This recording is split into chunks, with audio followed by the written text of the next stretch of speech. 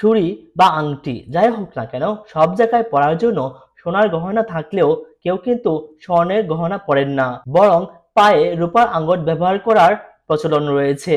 এর কারণ কি হয়তো আমরা অনেকেই জানি না। বিষয়টির পেছনে রয়েছে বৈজ্ঞানিক যুক্তি। স্বর্ণ তাপ ও বিদ্যুৎ পরিবাহী। পায়ে স্বর্ণের গহনা পরলে শরীরে শক্তি প্রবাহ ব্যাহত হয়, পায়ের তাপমাত্রা বেড়ে যাওয়ার সম্ভাবনাও রয়েছে, যার কারণে শারীরিক অস্বস্তি হতে পারে।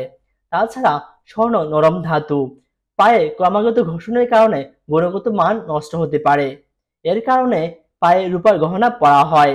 রূপা নেতিবাচক শক্তি শোষণ করে শরীরকে ঠান্ডা রাখে, ভালো ঘুম হয়, শরীরে শক্তিও বৃদ্ধি পায়। আবার ইতিহাস বলছে পায়ে স্বর্ণের গহনা না পরার ইতিহাস বহু প্রাচীন। বৈদিক যুগেও এই প্রথা প্রচলন ছিল।